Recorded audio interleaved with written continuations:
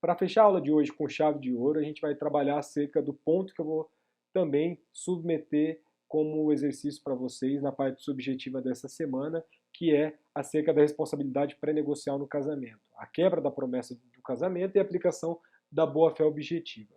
Imagine, você noivou, você foi lá, contratou um buffet, contratou fotógrafo, contratou uma série de profissionais e, de repente, no dia do seu casamento, a sua noiva desiste de casar ou o seu noivo. Será que essa noiva ou esse noivo pode ser responsabilizado tanto nos danos materiais, por exemplo, lucros cessantes por toda essa despesa que você teve, e também nos danos morais? Será que isso é possível? Então, existe uma discussão gigantesca na jurisprudência e na doutrina.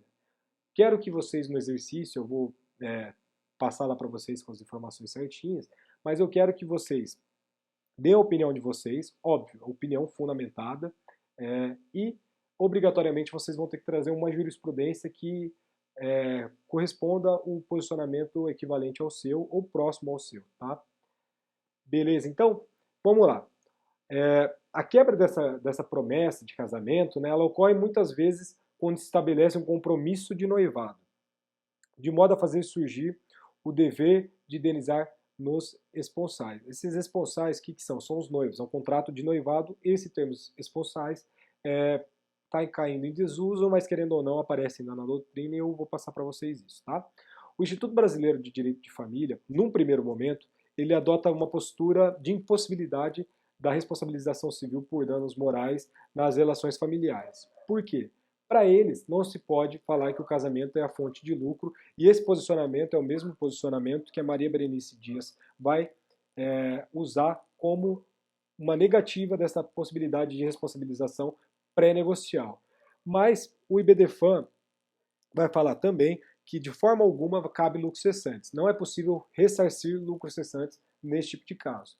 Mas no dano moral ele vai entender que sim, que é possível responsabilizar uma pessoa em decorrência desse ilícito referente ao dano moral, mas vai ter que ser verificado a complexidade nas relações pessoais. O que isso gera? Gera que a gente vai ter que avaliar cada caso em específico. Então, o nosso julgador ele vai ter que ir lá no caso específico para verificar se houve uma ofensa à honra subjetiva, à honra objetiva daquela pessoa, e se houve, sim, existiria essa possibilidade de indenizar a pessoa, tranquilo? Sobre a quebra de promessas de casamento futuro, vale concluir que no Código Civil de 2002, o dever de indenizar surge não com base no artigo 186. Nosso artigo 186 é o que a gente chama de conceito legal do ato ilícito, aquele ação, omissão, conduta voluntária, esse tipo de coisa. A gente não está trabalhando especificamente sobre esse conceito do 186, mas estamos trabalhando sim do conceito do 187. O que é o 187? É o abuso do direito. O artigo 187 do Código Civil ele vai disciplinar o abuso de direito como ilícito equiparado. Tranquilo? Aqui que está o ponto de divergência entre o Tartucci e a maioria da doutrina, que reconhece esse dever de indenizar nessas situações em decorrência do ato ilícito propriamente dito. O artigo 187 do Código Civil enuncia também comete ato ilícito o titular de um direito que, ao exercê-lo, excede manifestamente os limites impostos pelo seu fim econômico ou social, pela boa-fé ou pelos bons costumes. A discussão está em profundo debate nos tribunais do Brasil. Existe jurisprudência do jeito que você quer, vocês vão encontrar, tá? Fiquem tranquilos, busquem no banco de dados da IBDFAM, fica uma sugestão aí para vocês também, tá? Mas o que a gente está verificando? O Tartucci, quando ele busca, através da obra dele, desculpa, qual que é o posicionamento mais adotado na prática jurisprudencial, ele vai verificar que a prevalência dos julgados vai afastar a possibilidade da reparação dos danos nos casos de quebra de promessa de casamento. Por quê? Porque para ele não existe uma verificação de cada caso concreto. Eles aplicam uma regra geral, infelizmente. Ele até fala que, infelizmente, existe uma generalização nesse tipo de caso, tá? Então, diante dessa casuística, é preciso conciliar todos esses entendimentos jurisprudenciais para chegar a uma conclusão plausível dentro do caso concreto a ser analisado, o que não acontece na prática, segundo o nosso Tartucci, beleza? Outra coisa, a quebra da promessa não gera por si só o dano moral.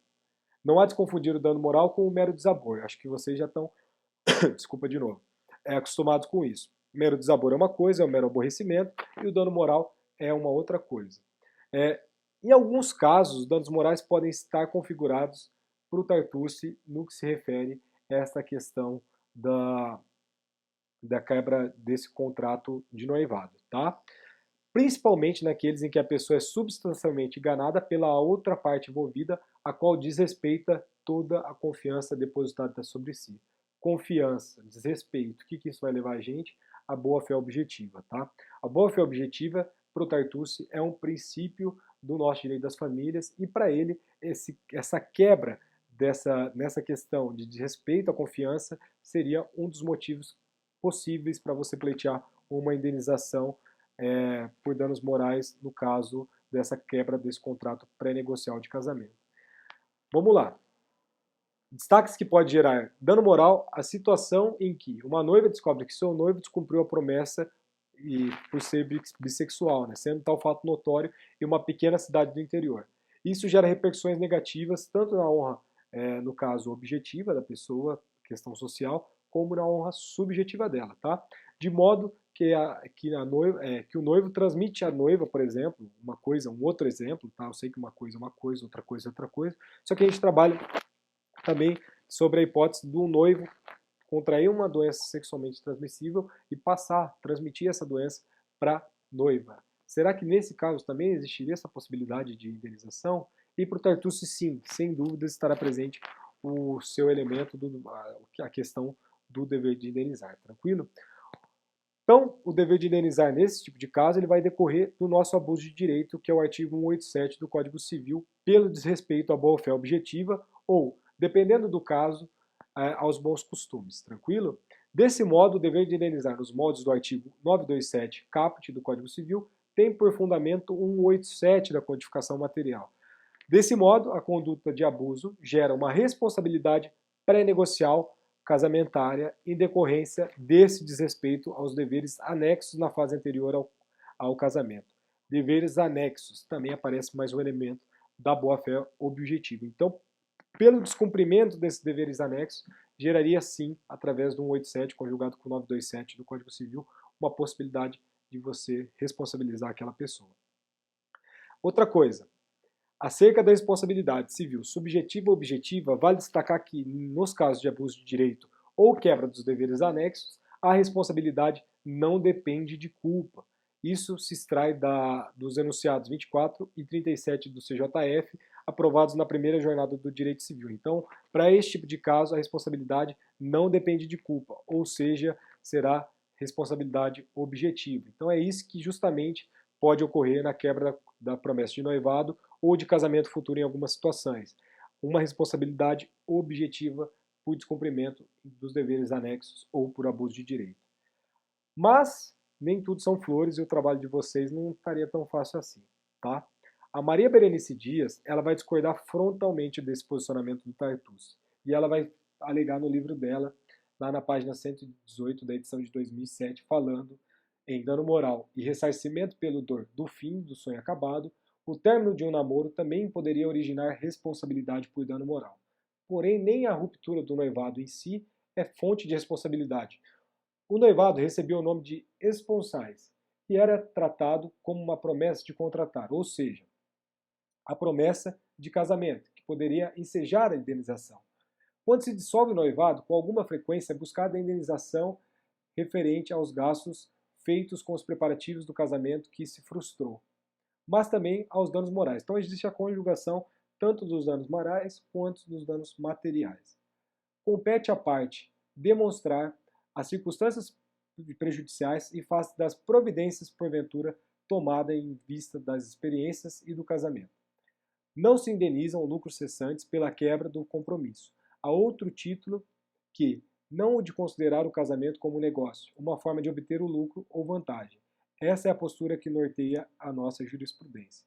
Então está aí o posicionamento da Maria Berenice Dias, que é contrário ao posicionamento do Tartucci, e agora eu quero saber o posicionamento de vocês, então eu vou instruir vocês lá no trabalho para estar fazendo isso também, tá? Muito obrigado, bom final de semana para todo mundo. Desculpa por qualquer falha aqui, tanto técnica quanto no momento de expressar. Uma outra coisa, desculpa também pelo então, falei muito então hoje, mas a gente está uma loucura, essa questão do EAD tem consumido muito aí meu tempo, né? Estou trabalhando somente para isso, porque além de estar montando aula, tem essa questão de ficar subindo vídeo, tudo, então tá bem complicado então, mas vai dar tudo certo, espero que vocês tenham curtido essa aula e se manifestem lá no nosso grupo no WhatsApp. Muito obrigado e até a próxima.